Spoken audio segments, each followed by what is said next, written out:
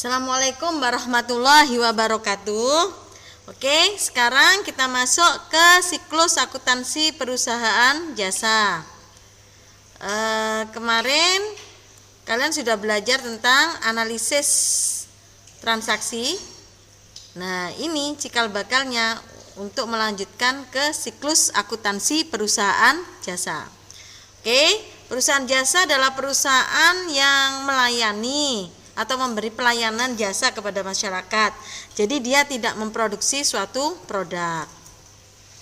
Siklus akuntansi dalam perusahaan jasa itu dimulai dari mana sih? Nah, ini dari adanya transaksi, terus kita analisis bukti transaksinya tersebut, lanjut kita catat ke dalam jurnal. Setelah itu masuk ke tahap penggolongan, yaitu masuk ke buku besar.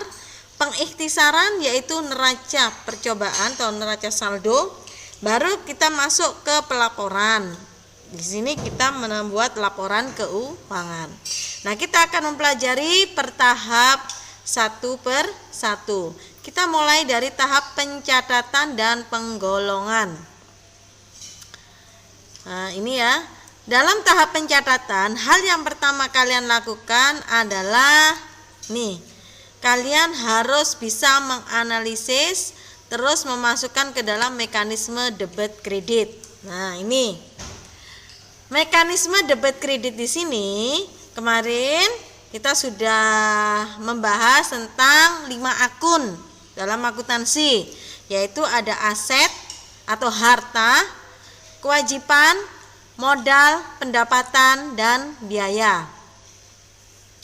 Harta atau aset yang termasuk dalam kelompok harta atau aset itu adalah kas, piutang, perlengkapan, peralatan, gedung, itu termasuk kategori harta atau aset.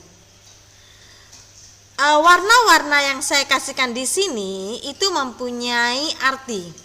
Hijau, aset dan biaya, itu jika bertambah ditaruh di sebelah debit. Lihat ini, harta bertambah, kas bertambah, maka ditaruh di sebelah debit.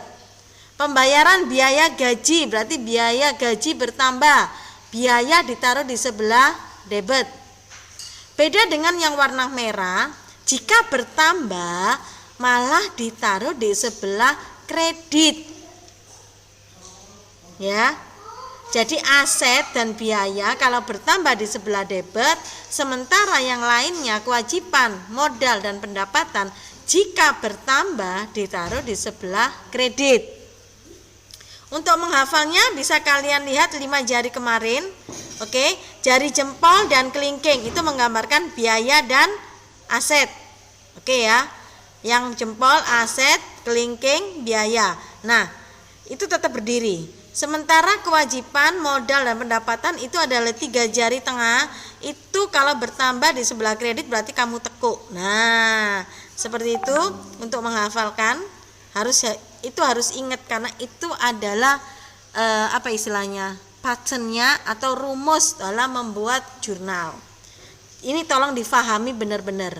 Jadi kalau harta bertambah ditaruh sebelah debit, biaya bertambah sebelah debit, yang lainnya ketiga akun bertambah di sebelah kredit.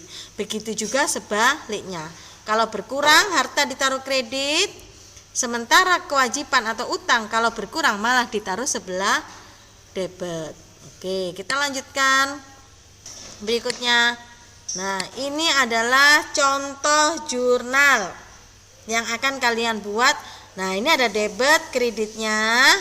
Nah, ini yang saya maksudkan tadi, kok bisa ini ditaruh debit di mana kredit? Inilah hubungannya dengan mekanisme tadi.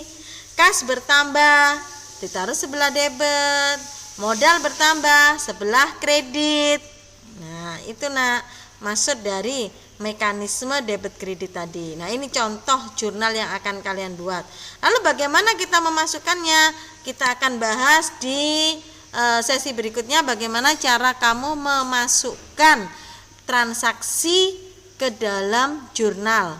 Hal pertama yang harus kalian kuasai adalah kamu benar-benar menguasai mekanisme debit kredit. Nah, ini akun atau tabel jurnal umum yang nanti harus kamu buat. Kamu bisa membuat lewat Excel atau kamu bisa membuat di buku tulis biasa. Oke ya, tabelnya seperti itu.